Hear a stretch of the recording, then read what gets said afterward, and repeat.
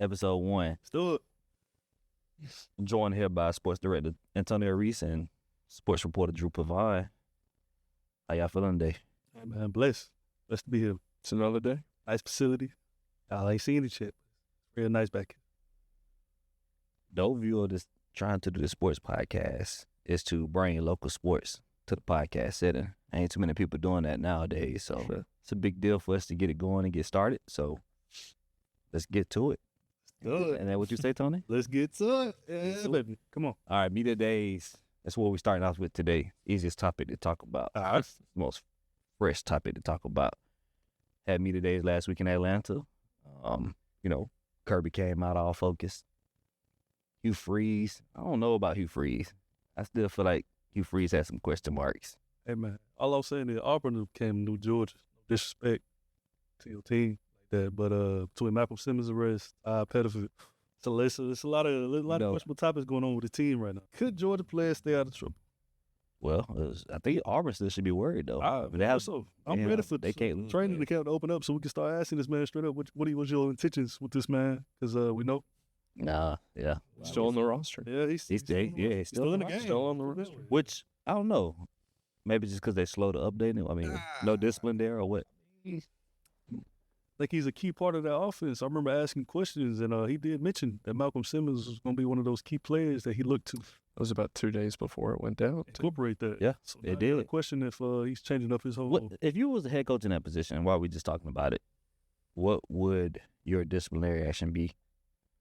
I mean, I feel like you got to treat it like Kirby did with Kobe Young last year. You got to take a extreme course of action for the time being until all things play out. And if he beats the case, then, incorporate him back in the team in some capacity. But if not, just got to cut your tie. Yeah. What about you, Drew? What would you do? I don't know. You got to know there's a lot more to the details that we know from the outside looking in. We can only look at the records of what the police have. Obviously, there's more to what is going on.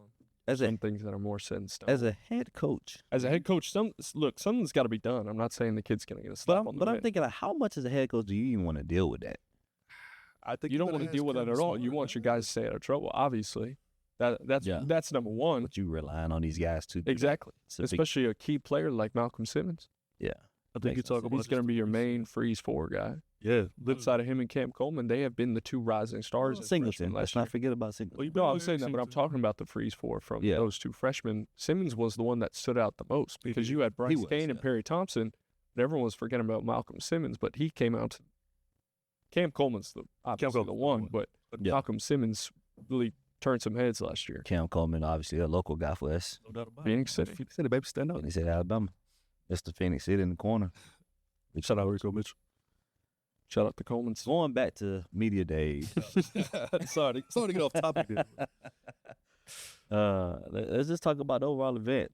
Drew, we'll start with you. Just what were some takeaways you had just overall from what we got to listen through with especially the three teams that we cover, which if you don't know, it's Georgia, Auburn, and Alabama. Yeah. What was your takeaways from the event? Well, I think the biggest thing was, everyone in the SEC this year, it feels kind of wide open.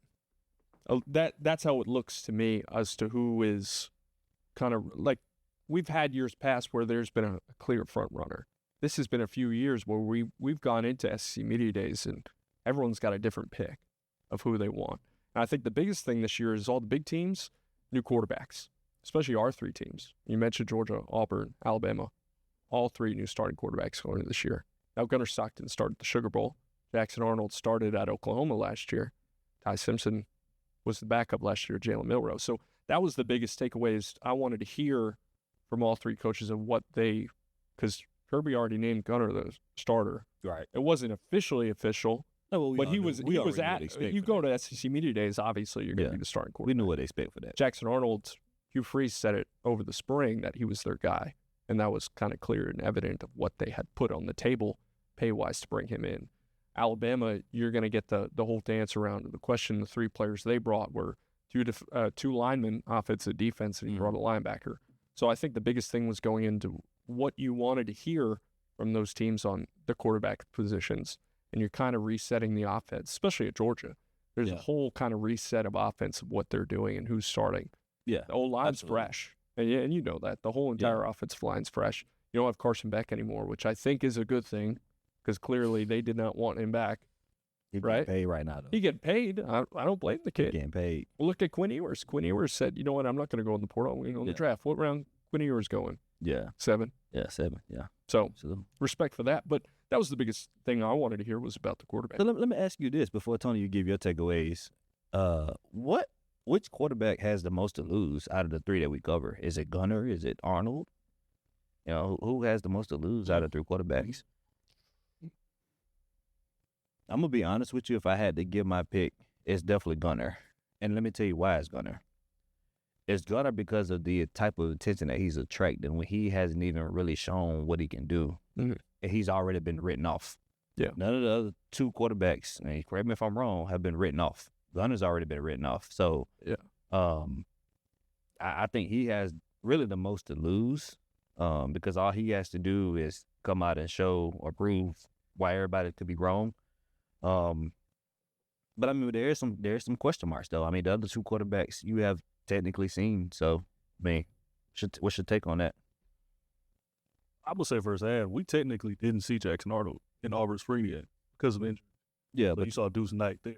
Yeah, but you seen what Jackson can do at Oklahoma, yes. But benched at Oklahoma. But what he's saying is he's got the most to lose, and I think that goes back to prospect type. When you deal with kids in high school, oh, for sure, yeah, he was not. And Jackson Arnold were 5 stars. Yeah. Rabun County, Gunnar Stockton goes to Athens, country kid, drives that Ford F-150, on the phone. I think he stands out though, man. It makes him so. I like the fact that he does. I like not that. A Ford guy. That's your quarterback. You don't want your quarterback on social media. That's the guy you need in a backfield. I'm not like a Ford guy. What was the this guy?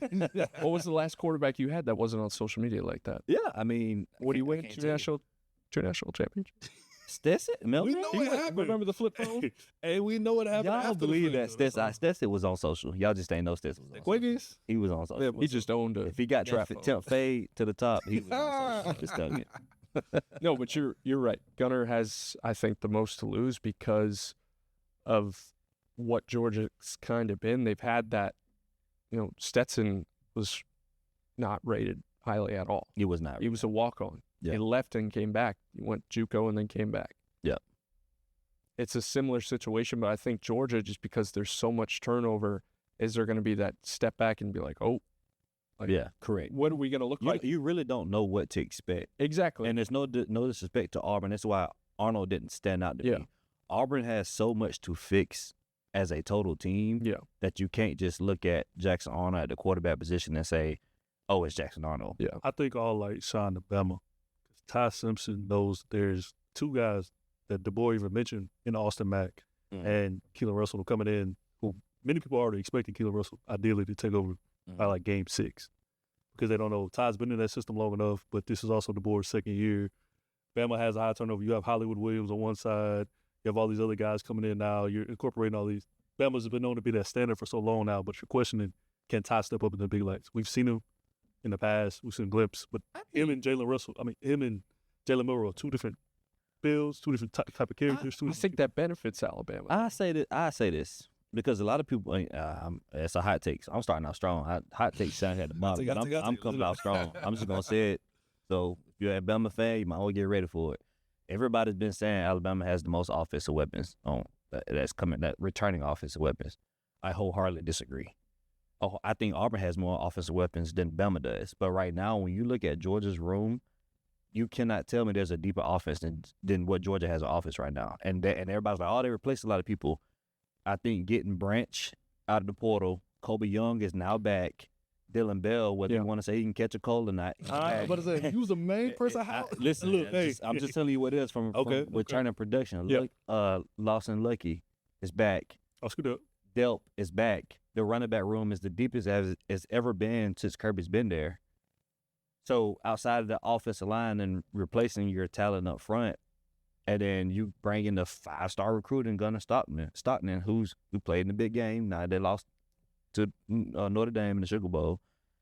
But you cannot tell me there's a deeper offense than that offense when you think about it out loud. Everybody's been talking about, oh, well, Auburn's got these play weapons, and I know Ryan Williams is who he is.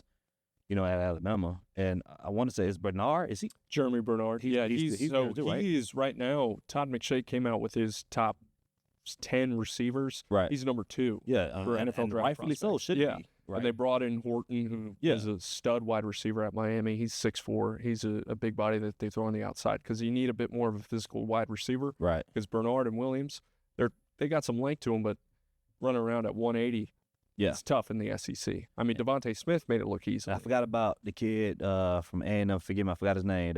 That transferred to Georgia. Big 6'6", 230 receiver they had. I can't remember his name, but Georgia ain't had a receiver like that since George Pickens, maybe. And George Pickens wasn't 6'6". Yeah. But Just you a need big that go-get physical receiver. outside You don't- receiver. Georgia hasn't had that in a while. It might even been, Masqua? AJ Green? Yeah. I mean, you could throw Darnell Washington in there, but he had become such as a tight end. Yeah, perspective. exactly. But I'm saying I'm as talking a about aggressive outside receiver when body you who gotta can run go 4-4. when you got to think about your coverage. Mhm. So when you hear all that, you're kind of questioning like Georgia didn't have one player on the offensive preseason on anybody's poll. Yeah. And I'm just like, Nate Frazier now. and obviously it's what Kirby wants, Yeah. right? He don't care, leave him off of everything because that's just always been the mentality. Right. I don't know. I just, for me, I guess I don't see, and I know you got to get to your point, but I just don't see all the hype that Bama's getting from an offensive powerhouse. I think that just goes back to the offensive line, though. They have so many guys back on the offensive line outside at left. I can see that. I mean, it was a statement. They brought in the offensive lineman to media day, so I mean, it's Yeah, I mean, Caden Proctor is a top 5 Right. pick next year at left tackle, and they got a center, Parker Brailsford, who I think is one of the best. Absolutely. So I mean, you gotta make those statements, right? I mean, that's when you have that much returning production, you have to easily point the finger and be like, okay, that's what it looks like. But that comes back to the point of you got a brand new quarterback, you got a new offensive coordinator, so you have no idea what either 3 of these offenses will even look like. Yeah. I'm not just talking about any offensive coordinator. You have a co-offensive coordinator. You still have Nick Sheridan as well, but you're also now bringing on Ryan Grubb. Both of those collectively, guys, we've heard what Ryan Grubb and Kalen DeBoer were able to do at Washington. We think that translates down to SEC. It's a real question. Listen, I'm old. I'm not that old, but I don't buy the Pac-12. I don't buy the Pac-12 stuff, man. I mean, it's easy to have success in the offense in the league that's catered to quick, fast offense. Yeah. It's physical down here. I think you still have to come down here and show proof. And I'm not saying DeBoer hasn't done that, but not. I mean, he's getting his Grubbs back as his coordinator. But okay, prove it. I mean, you gonna line up the end of August, beginning of September. You gotta go to Florida State. It's time, and now which Florida State is actually physically calling Bama out right now. So let's not ignore that. He went back on that. Yeah, he walked it back. He ain't walked that. You didn't see that video. He walked it back. Because I felt like he was like, "Oh, the boys were 2-10." Video when Buddy called out Alabama, he said, "Bama, you're next." Right. We saw that on the credit. So how that played out. But he also said he got saying there's a reason why he got benched at Boston College. By the way, he is a Georgia quarterback. He's out of Ware County, Georgia, Waycross, Georgia. So that's my neck of the woods. But anyway, just had to throw that out there. But shout out. Yeah. But anyway, go back to we talk about the whole SEC Media Day comeback. Yeah. Bama was the only team by far to bring 3 guys that, let's talk about it, are going to probably be first-round picks going into this next year's draft if they decide to declare. Out of the 3 teams? Out of the 3 teams, primarily. All 3 of those guys can go be day 1 starters. Yeah. In the NFL. Gunner sucked in a first-round quarterback, don't. No. No. He was sitting over there mulling it over. I saw him look around. He was he's trying to go back. I paused because C.J. Allen, first-round draft. He's a first-round draft pick. He's probably a bucket away. He probably win defense, but he's gonna be something. I told you, yeah. Dalen Everett, I feel like has first-round potential. He's the first-round potential. Late first round, but I can see it. But I mean, you don't know. You see the production he put on this year. I mean, those guys can go quick. Malachi Starks went, and that's the thing with Everett though. He's stepping back. He's stepping into that number. That's what I'm saying. Yeah. He was never that guy. Now he is that guy, and he's playing on the opposite side of another guy who next year could be a first-round draft pick than KJ Bolden. Yeah. So it's like but yeah, Gunner. Yeah, you're right, Gunner. I mean, he was could put sitting a there. Brock Vandegrift and be like, you know what? After this, I'm done. Like, I don't want to, I don't really want to take this to the All league. Gunner got to do is win games. This is true. Yeah. He can go down as a Georgia legend for just winning games. You don't have to throw 6 touchdowns a game to win. And you got the running backs just handing the thing off. And that's really the case for all these teams. It really Auburn is. has a lot. If Auburn win games, guess what? They're back. Auburn was in almost every game they played last year. Hughes. What's the ceiling for? Well, we'll get into that later. I'm about to say, what's the ceiling for Auburn? We'll talk about that later. But I'm saying, like, but if Auburn goes through September undefeated, they have a real deal shot of finishing undefeated. I agree. They have to win more than 6 games. They cannot go 6 and 7. You get your 2 hardest games at home. All they got to do is win games. Okay. That's it. I agree. What that looks All they like, got to do how that is looks like. win games. Yeah. You can't let Pavia come out here and destroy the state of Alabama. Oh, it's in Nashville. I'm about to say, man, look, Vandy's a little dark horse. We talk about dark horse teams in the SEC. Yeah. Vanderbilt's up there. And that's, I kind of want to go back. We get all of it. Because we're rocking and rolling. I'm gonna keep keep going here in this podcast, man. It's good stuff. But who do y'all feel like has the best chance? And I'm not talking about our 3 teams. I'm talking about the whole SEC in general. I know we focusing on the 3, but who do we feel like had the best chance to win the championship, SEC championship, and maybe even national championship? So right now, the favorite is obviously Texas. Yes. Yeah. I do not I understand. mean, They were they got all clear. the pieces, man. On paper, they have all the pieces. Arch. I think LSU is deeper than Texas. I think Arch just gets a lot of hype Arch gets a lot around of it. because he's a man, because of the last name. But you bring up LSU. LSU has LSU great. I probably think is the Garrett deepest Nussmeier team. could be a top 5 quarterback. He has the mechanics and everything like that. They have he has the the offense. pieces around him. Exactly. But their problem last year was the defense. Yes. They could score 45 points a game, But it would give up 48. 48. Yeah. Yeah, exactly. Yeah. So they did bring in a good amount of transfers on that defensive line down there in the Bayou. But, Brian Kelly was at Notre Dame for a long time. I grew up a Notre Dame fan. Yeah. The wrap around him was he'd never win the big one. He won that first year against Alabama. That was in Death Valley. But after that, Jane Daniels, Mason Taylor, but it's a different time. They still made the SEC championship. Let's be correct. They still won the SEC championship. Yeah. Went on to play Georgia. And they lost that game. LSU lost that game. Georgia won that game. I forgot who they played in the bowl game. So I was trying to remember. I don't remember who they was. The bowl game. Might be USC or somebody. Yeah. But he hasn't won. But I just genuinely feel like, I'm gonna be honest with you. I said this last year, and I meant it last year, but this year I really hate that I said it last year. This year might be the first time I've seen the SEC a lot closer, and what I mean by closer is even across the board with a lot of teams. I think LSU is deep. I do think Texas has a lot, in the holster as far as guys to come at playmakers' ability. Yeah. I think Georgia's deep. I think Bama's deep. Yeah. I think Carolina, people forget South Carolina is a few points away from making the playoffs. Let's be honest. Shane making Beamer the knows how playoffs. to win the big games. Um, Late season at that. And honestly, I think that I hate to say it, but it's Florida. Florida's a few points away. DJ Lagway? DJ Lagway is legit, and I think they're a few plays away. Or DJ Lagway injuries, It's amazing how injuries away from playing in the big games. It's just amazing how things flipped for them last year. They're- Napier was a game away, a week away. Yeah. Getting fired, It was, yeah. and they flipped the entire script. Yep. Because they eventually went with Lagway. And you look at it's funny because I was watching the tape on him and just his throws on Sunday, Mhm. and you evaluate a quarterback like that, the off-platform throws he was able to make as a freshman. He's coming from Texas, Gatorade Player of the Year. Absolutely. Texas is the best high school football, up there with Georgia. That'd be another episode. They up there. I said up there. They wanted to. I ain't gonna say who won, but he's that guy, and I think he can take Florida to that next step. I Just depending on what he's got on the other side. I tell you like this, I got looked at funny because I said I think he's the most underrated quarterback back in the SEC. I think him and I think Sellers is too, because I don't think a lot of people is talking about. I mean, he won the media poll, but before that, nobody cared. Well, nobody knew who it was last year. Freshman year he had last year. Lenore Sellers is that guy for South Carolina. Hey, what's up? But DJ Lagway, I think, is the most underrated because I don't think people understand how much he affects the game when he's on the field. It's just truth. Let me pose the question of what quarterback do you feel will have the better impact, will help their team win more games? I think it's Nussmeier at LSU, by far.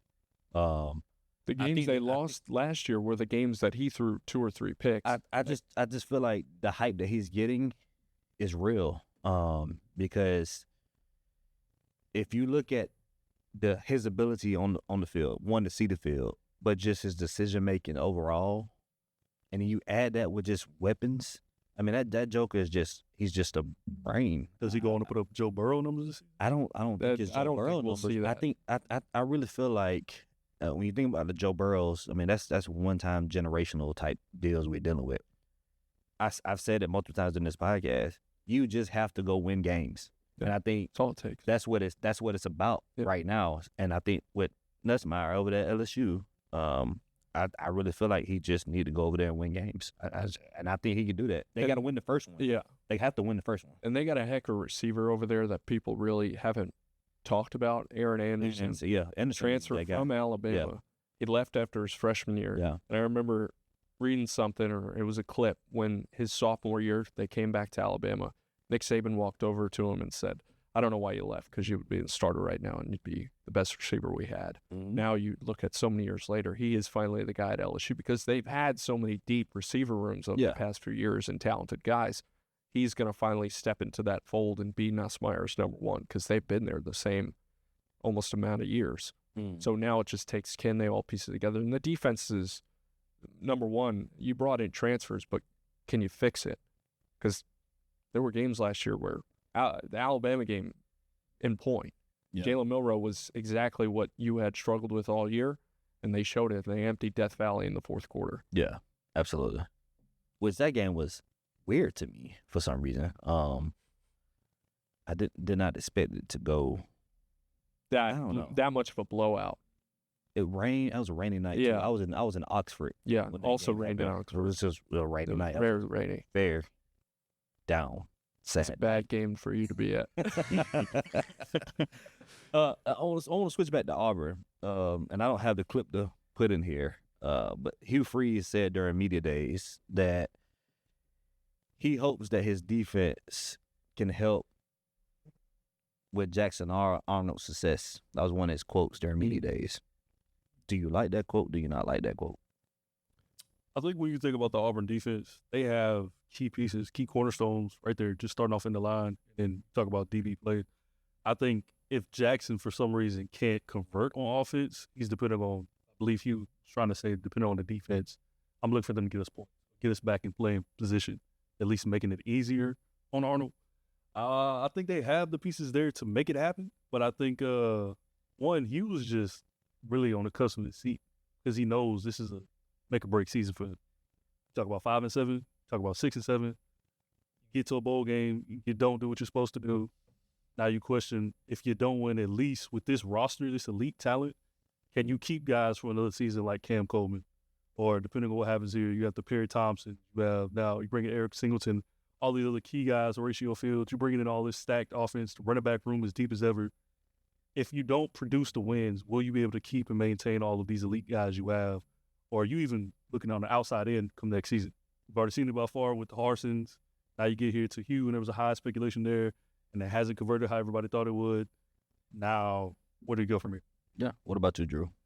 Well, back to your point was, that defense last year was super underrated. They kept them in all of those games if you go back and look at it. What DJ Durkin has done over there, and there's a reason why he's the second highest paid coordinator in all of college football, because what he did with that team, and you bring back certain kids, they kept them in every game. They were to the end. I mean, that Georgia game, they were in there for they were in there for a little bit. Mm-hmm. They were in the Alabama game. Yeah, they won a couple of picks away. Yeah, exactly. You're a couple plays away, and the defense that you can only give your offense so many chances to win the game, because we saw that against Oklahoma, against Vanderbilt. The list goes on of just games we saw where they were in it, but the offense just couldn't piece it together. So for me, which both points are great, but for me, I just felt like that's coach talk, and I feel like what you just told everybody in America is you don't trust your quarterback. So it brings a question of why did you bring him over when you're relying on the defense to be able to give your quarterback a nudge. When Hugh Freeze is a quarterback guy, he's an offensive guy. I don't think it has much to do with the defense, and I don't think I have a problem with the quote in relations to what he's saying about his defense. I think I have a problem with the trust that he's having, because when he was asked that question, the question is very specific about Jackson Arnold's ability to lead Auburn's offense to success, and you immediately default to the defense. So it brings the question of, do you trust your quarterback? And if you don't, then why is he there? And he's fearful based on his last quarterback. But you're a head coach at Auburn University, and you tell me that you're fearful. To me, that just made his seat warm, because it bears the question of, what are you doing? It was already warm. To answer it the wasn't. question. It was. But what I'm saying is the eye got turned a little bit, because it's like, well, now it sounds like what you've been an offensive guy, you've been asked about really the difference maker in your offense right now. Right. And you revert to your defense. I just feel like he never really fully answered the question. Yeah. And answered it in a way to where it felt like he trusts. And a lot of times Hugh Freeze talk, and I know he's very honest and very straightforward with his questions. Sometimes. His answers, sometimes. But I feel like he was, there's one of them moments where I think he should have thought about it a little second longer. Yeah. And there's still some confidence in your quarterback. Because right now it screams that you don't have that confidence. And he's surrounded by weapons. And you know, he was asked another question, and I love the response was, I got to figure out how to get all these playmakers the ball. Exactly. I don't think I remember that. Yeah, I think he was talking about how to give, I think it was your question. Yeah. He was talking about how to give Singleton the ball, Cam the ball. And, you know, so it's just one of them things where I'm like, I wish he would have gave I felt like the answer that he needed to give in that moment wasn't the right one. That wasn't the time to talk about your defense. I think he was trying to take the step for pros based on the guys he brought as well. Having guys like Caleb Falk and talk about just the strong guys there. He felt like he had to capitalize on, like, I'm winning in the trenches this year compared to winning on offensive play, is what I interpreted from that. Yeah, now, I think it's just the complexness of the offense. It's a 50-50. Because Freeze runs that RPO style, which is so heavy on the quarterback position. And you saw it 2 years with Peyton Thornton. And obviously, he just wasn't comfortable running the RPO. Yeah. And Jackson ran that at Oklahoma. So he has comfortability with it. I think that's just instilling the confidence in him. And outside of that quote, I don't know. To me, it felt like he was very confident that he finally has his guy. Outside of that, he was just pushing him back on protecting him in that sense. And I want to be clear. I wasn't saying that he don't. It was just that question stuck out to me in that moment when you've been asked over and over again about Jackson Arnold. Like, you just sat there and you talked him up, and then when they asked you about him being that guy, because it made it seem like he was just like, if we screw up, the defense got us. Correct. Yes. Which is a horrible mentality. Yes, and because at that point, what your defense got. I mean, even though we deemed them as being underrated last year, they still got stuff to prove. I mean, at the end of the day, you still got to put your chin strap on. It's a new year. Like, you can't live on last year. So you're going to have a new few freshmen at the edge rushers. And it's different. Yeah. So, I don't know. I think there's a lot of work that needs to be made over there on the Plains. I think the first 5 games is crucial. Tell us everything we do. Do they win week 1 against Baylor? I think you have to. It's tough. It's a road game. But do you win? You have to win. This is, I'm going to say, Jackson's come-out game. To really show why. Hugh Freeze make it back to the plane if they lose to Baylor. Yeah. He makes it back because what they have. But I put 5 games as my mark, because if you're 2-3 after that Texas A&M game, I'm gonna pull up their schedule. I can tell you the exact. They got Baylor Friday. Yep. Then you got two. You got 2 cupcakes. Yeah. You got Ball State and you got South Alabama. Yep. Those are dubs. Then you have OU at Oklahoma in Norman, which is tricky. Yes, that is John Mateer. Jackson's game to show if he's still the guy. And then you got to go to Kyle Field, which is one of the hardest places to play. Can they start 5-0? Absolutely, they could. Will they? That's a big game after that bye week. They have who's after that bye week? Georgia. That's right. Yeah. But that's where That's why I put 5. That's why the 5th game is so important, because you're going into a bye week. I truly don't have them undefeated into the bye week. So what is? You got 3 road games. They lose 2 of the 3. You think they lose SEC game? I think they beat Baylor, they beat Ball State, they beat Alabama. I think they go 0-2 at SEC play going to the bye week. Kyle Field that's 12th man for a reason. Marcel Reed. And I just feel like, call me biased or whatever. I just feel like going to Baylor is different than going to Texas A&M. 100%. Different scenarios. Different playing. Just saying. Battlefield. So, 30-mile difference. Defense. Yeah, It's you're literally talking about So Waco to College Station. 105 versus what, probably 70, 80,000. Yeah. On a Friday.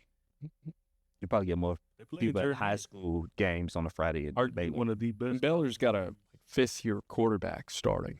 You don't know. But what I mean, Baylor's I'm gonna not play. guaranteed they win that either. No. You know?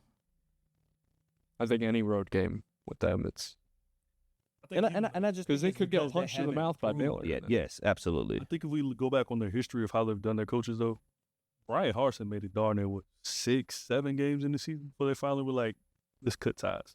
Is that too late? You think the earlier the better? I think you gotta make the decision if they're 2-3 or 3-2, whatever it may be, going into that bye week after week 5. That's why I have it marked. I'm Because you need a week before you can't just throw DJ Durkin or Nix in at head coach going into yeah. the week of the Georgia game. You got to do it the week before. There's also Will that another actually speculation. happen? It could wait after the bye week. This game could be going away as well. That's been Yeah. a lot of chatter that Yeah, I don't love How do you that. feel about that? I don't like it. I don't. I'm a huge rivalry guy. I just feel like, even though, yes, it's come up, it's in conversation, I don't feel like the SEC as a league will allow that to happen. I don't feel like that's I the don't one. know if it generates as much hype nowadays as it once compared It's to other because it matchups. was a little bit one-sided for the last, I don't know how many 8 years. straight That's years. what Yeah. we talk about. So It's you talk about if they add in another game that's But stimulating or more. But in the same token, I mean, if you look at the Tennessee Vandy, there's no difference. Yeah. It's no You're right. difference. So anyway, I won't get into that. I think if they do allow that to happen, yeah, times are getting crazy. Let's just leave it at that. 2025. But yeah, I think, yeah, I got them. I think they lose 2, and it might be the 2 back-to-back before the bye week. You're on the road both weeks, and Jackson on a return to Oklahoma. Yeah. Pressure. I don't think it's pressure. I think there's a lot of distraction. A lot of I smoke. think there's a lot of It's a distraction. lot of smoke. Yeah. And Venables, that was his quarterback for 2 years. But yeah. And and Venables is a defensive guy. They're going to know how to scheme against Jackson Arnold. But also that pushes the envelope of it's a prove it game.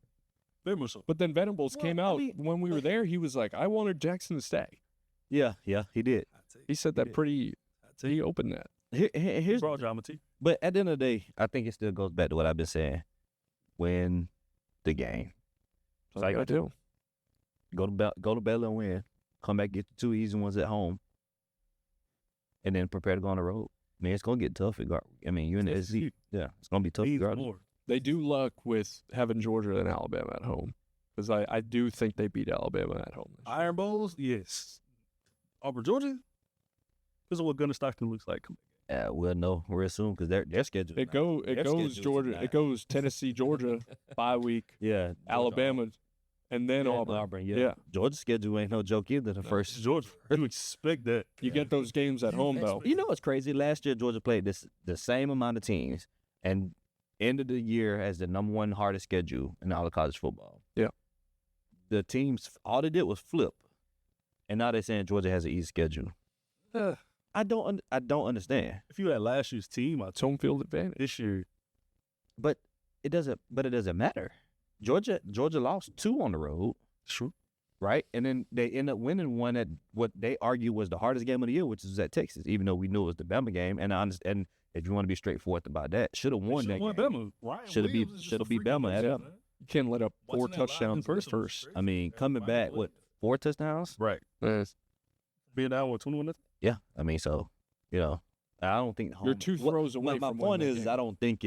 I don't think the location matters anymore, is what I'm saying. No, that's Kirby's. I think it's more about the opponent and competition you have. Yeah. Texas coming to Athens, you telling me Texas team is better than what they was last year. It was the number 1 game. And because Georgia was on the road to Texas, it made it the hardest game on schedule. All of this, Georgia has a weaker team. Well, I let me backtrack. They have uncertainty at quarterback, say, per everybody else, right? I'm not speaking from my thoughts, but what everybody's saying, they don't have offensive production. They lost a lot on defense.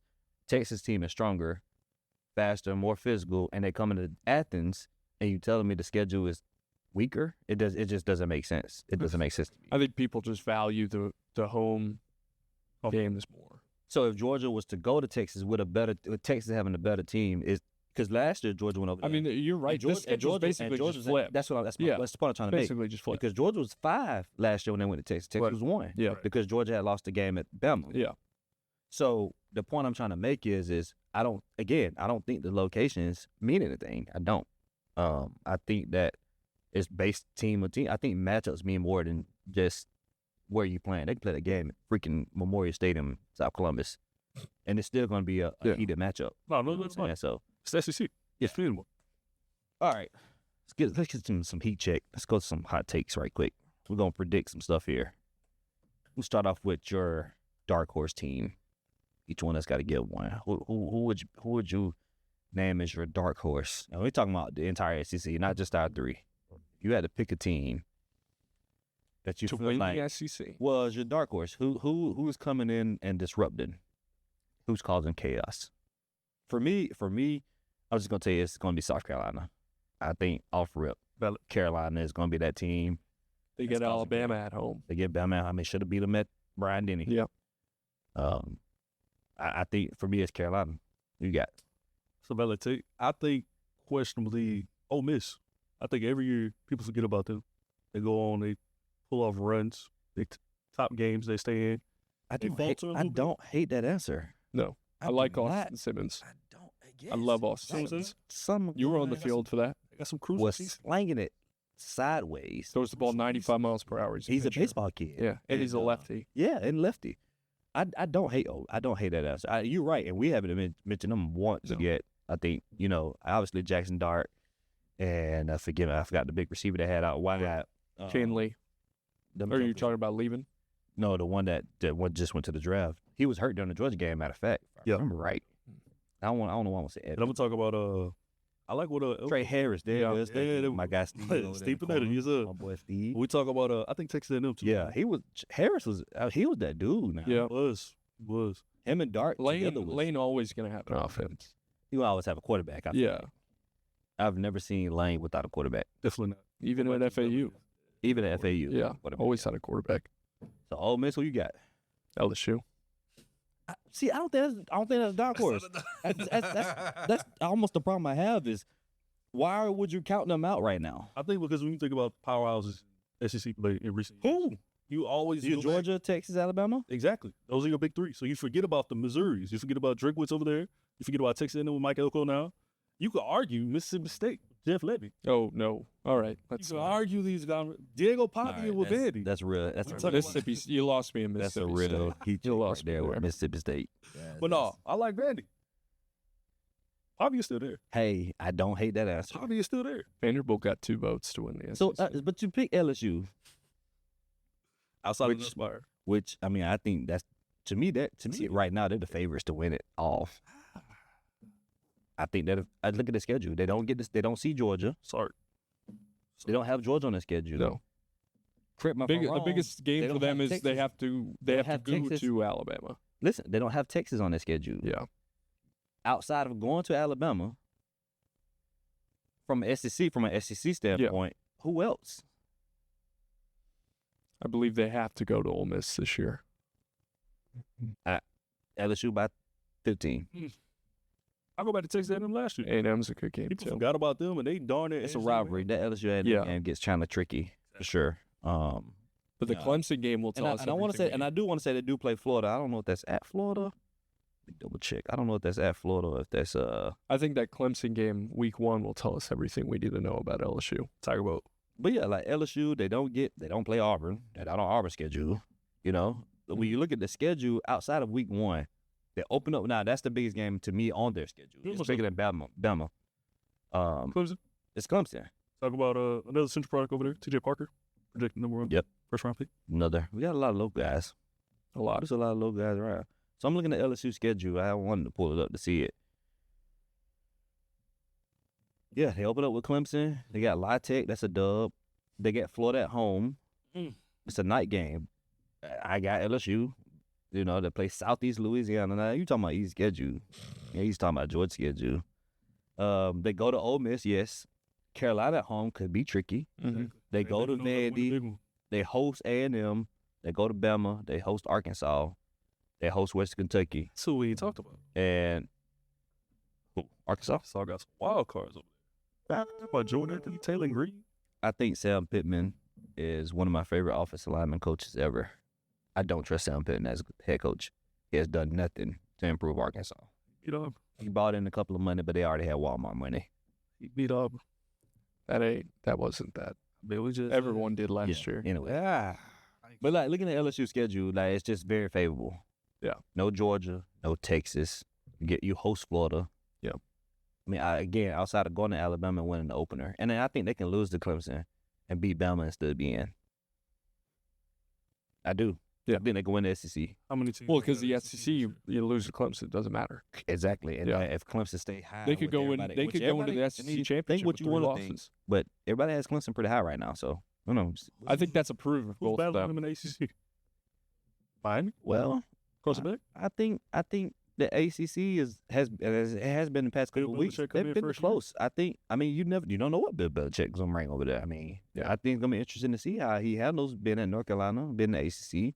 I still don't think Miami is terrible. Even getting Carson, I think that makes them relevant still. The local, they lit up. We oftentimes forget about Georgia Tech. Like they're That's true. still Brent Georgia King, Tech, yeah, Brent King, and, that's and Hayes King is still there. I look out. Jamal Haynes. He's still there. Yeah. So Tech ain't no pushover. So I like that. I mean, I do think Clemson has the, obviously they're deep when it comes to their roster.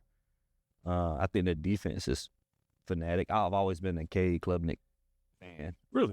Yeah, he's a Texas Texas boy. guy. He Yeah. played in our lead, 707 lead, and yeah, so I think he holds a lot of the Texas records. yeah, he does. Doesn't he? He Yeah. does. So I mean, like he's Westlake always kid. been- I mean, when he went to Clemson, played his first game. He started as freshman. I want to say he came in as freshman if I remember right, but his first game, yeah, he was, yeah. Kinda took He him- came in and I was like, DJUs last year, I think. okay, because I didn't know if Yeah, Clemson was gonna be a good fit for him. but, Right.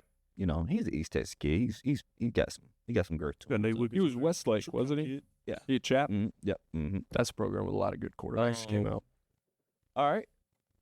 Moving on, we got our dark horse. So we got LSU, we got Ole Miss, and I went with Carolina. Saying all that, who wins the SEC? If you had to pick them right now, who you picking to win the SEC?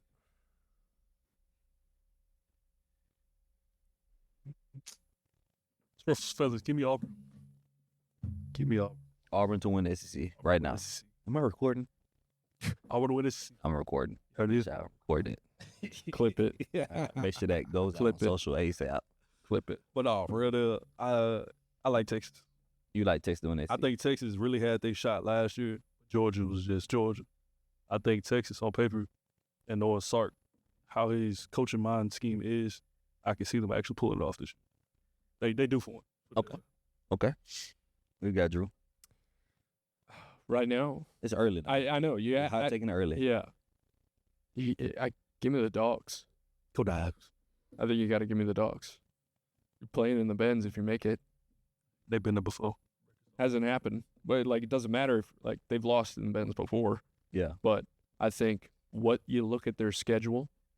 Yeah. And I'm a big, and you might not be a big believer on stadiums and home being a difference maker. No, I know Athens is crazy. But I'm just saying you get Alabama night game. Texas gonna be a night game. Yeah, Texas. Ole Miss. Ole Miss at maybe. home. Yeah. Well, no, I don't know Yeah. the rest of the schedule that week, but Yeah. Georgia Tech, neutral site.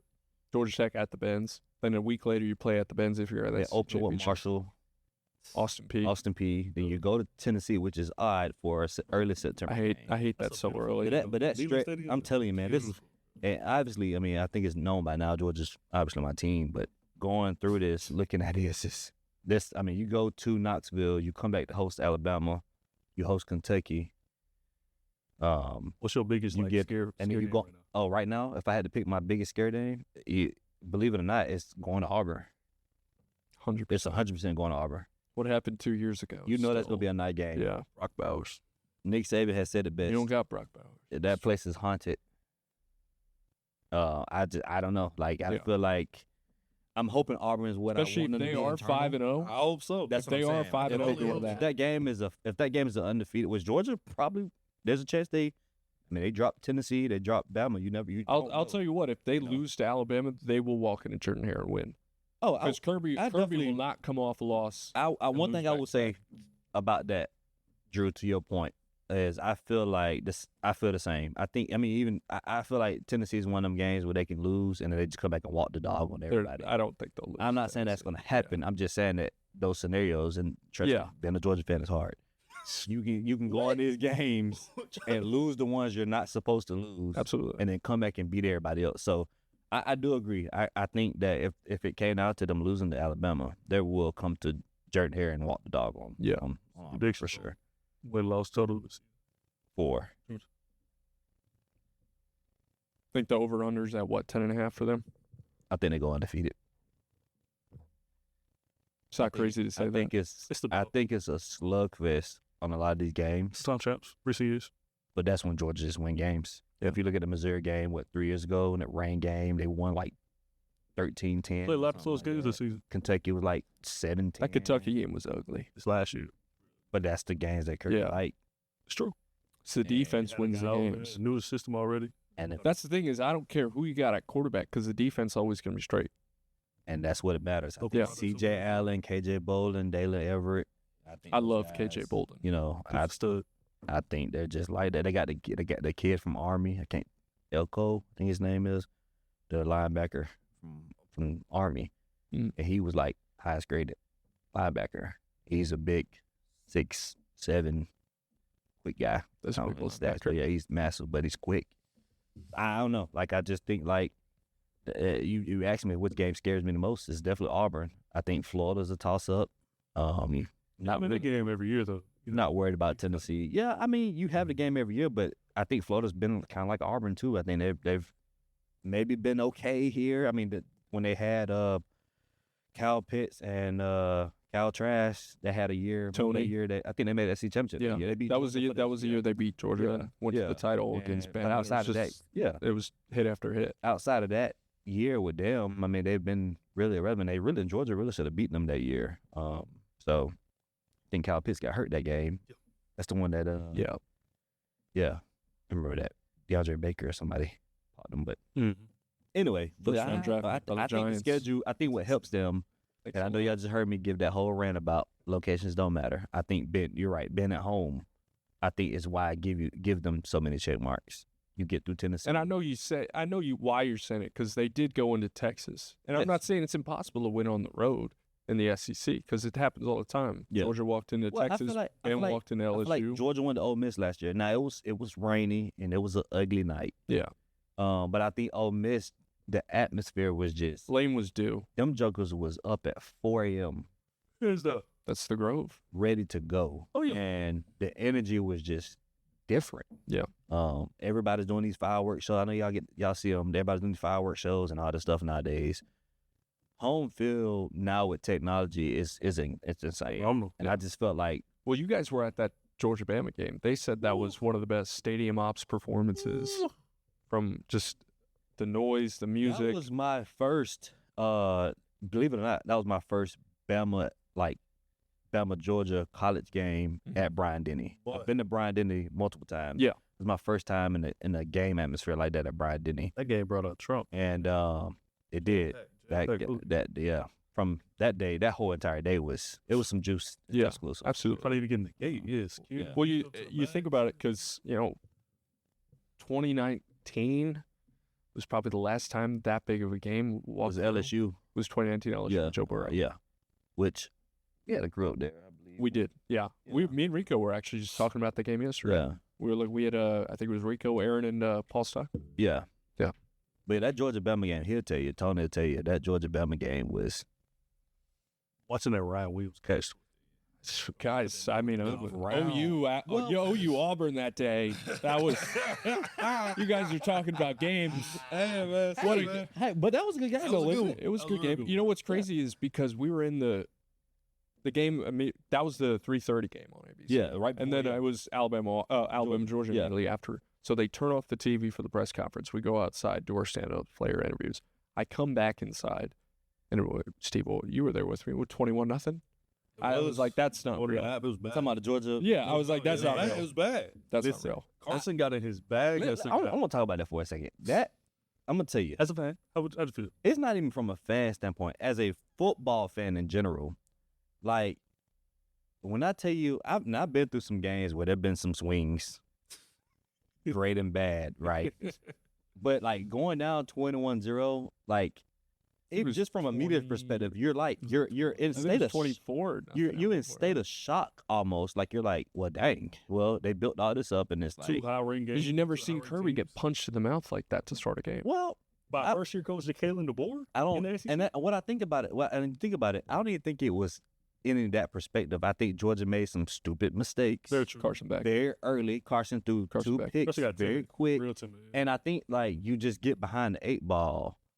But when I tell you that was probably one of the best coaching adjustments 100%. I've ever seen, like, and I'm not a Mike Bobo fan. I will say that for the record. Like it is what it is. But when I tell you like the sense of calmness that I felt in the third quarter, not from a fan perspective, just as the Georgia Watching the coming team. out, like Yeah. it was just like, all right, well, we just got to go ball, and it was. I think it got to a point where it was 33-7 something. It was 28-0 at one point, and I can't remember if Bama scored again Yeah. before Georgia The scored third, fourth, they really It started. was third quarter because they Carson scored. came out and threw another pick. Yep. Sure did. And it was like, oh well, same. That's just we was thinking like, hey, we'll get home early. Yeah, Halftime we'll speech. get ready to do our stand up. But that's for me. That's what makes great coaches. oh man, Second half adjustments, and I saw that with Nick Saban for how many years, and then you see Yeah. because Kirby is the Saban guy. Kirby Same thing. Is the It's just- modern-day You Saban. never were worried it's going into a second half because you knew the guys would make it's the it's so adjustments. funny because I remember being in the end zone. I was standing next to my guys from Atlanta, and I was telling them, I said, Georgia gonna score it here, and they did. And then they got the stop, got the ball back, Mhm. and I was like, if Georgia scores right here, I said they'll take the game. They're either gonna win the game, Yeah. or they're gonna make it to where it comes up to the end, they're gonna lose it. Mm. And I believe that in a sense, but not totally. Like Yeah. you, It's still when steep. you down, you Yeah, just talking it's at tough. that point. Like you just, all right, yo, let's just predict some stuff. You want to talk about a game like that? 4th and 31 2 years ago. Yeah, I mean it's something similar, but like all it was. I'm gonna tell you what it was for me. It was Dixieland Delight. That's when I knew Georgia was gonna freaking come back and win the game, and like lost the game. But like that Dixieland Delight, it just felt like it changed. Like the atmosphere just felt too good. 100%. Like it was almost destined for Went up. Yeah. Went up. some craze, and I mean it was rumbling and everything. But look, dude, I'm talking about Carson Beck when underthrew Georgia that. scored that touchdown, they took the lead. It was like, I mean, you heard outside that corner up there in the very top, the two bass drums and the flutes up there from the Georgia Red Coat band. That stadium was like You could hear a pin drop. Do you remember looking back Not at even- the fans behind us? not even 60 seconds later though. Probably. I don't even think it was. I think it was like couldn't 20 even seconds. hear out my ears. You're just like, what? And what's crazy about it is, it even got that last drive, that pick, and you can hear it in my footage. When they picked Georgia off, when Carson was trying to hit Kobe in the corner, that's probably the loudest I ever heard a stadium, period. And the only other time I heard a stadium rock like that was 2019 Tua, Devontae Smith. Dramatic. That was the last time I've heard a stadium erupt like that. Yeah. And that was it. That was ball game. But like as a true football fan, those games, man, like Gives you chills. It's crazy. You just got to sit back and Crazy. enjoy what you're watching. Yeah. Oh yeah. You. And there's definitely always do. a few games that year where you got it doesn't matter if you're at the stadium or you're watching on TV. Yeah. You just got to enjoy what you're watching. like the Texas. Georgia Texas game was championship at that. I'll go down. the SC championship game was Carson came what back in. y'all, Yeah, we were there. yeah, the Georgia. Carson Yeah. came back in for that one, and everybody thought like we knew he was down. And Oh yeah. Handed last it out to yeah. What I tweet at halftime, Jer? You said what now? What I tweet at halftime of that game? I forgot, but you had to retake. Yeah, Carson Beck was out. Oh, you did. Said Oh, Carson Beck that's out right. of the game. Drew, he showed me the tweet. I was like, I'm That's not what I retweeting heard. that. I heard Carson Beck was out for the rest of the game. I mean, realistically, he was. I mean, he didn't move his right shoulder. I want to know why. I want to know thinking behind that. I really would get Kirby on. Was Jaden Rashada really that bad that he couldn't hand the ball off? But I mean, we just trying to do a handoff. We was going to give him that. He wanted a hero moment. This was going to be his last. And that was his hero He moment. wanted his hero Because I think Carson had already knew. moment. There was some sense, I feel like, that Carson knew that after that injury, that was it. So you got to have, it's almost like a curtain call. Like when they played TCU a couple years ago, Kirby took the time to pull the guys off the field. And that was a good curtain He knew call. that was his last snap. Yeah, absolutely. Regardless of what better his way to go decision out? would have been. I mean, let's look to him this season. Speaking of going out, we've been going for about an hour. It's good stuff here. Yes, sir. Well, good, cool. First episode of, what is it, Tony? Hey, man, what you say? 9 yards deep, y'all. 9 yards First deep. episode of 9 Yards Eat, Sports Leader 9 podcast. Next week, we're going to try to shift the focus a little bit to talking a little bit of high school. Let's get a little local. Go. What's overtime on the way, baby? Sports Overtime is on the way. State Line Showdown is on Media the way. days next week. Media Days is next week. Talk about. We got a ton to talk about. And we'll do it next time. 9 Yards Deep.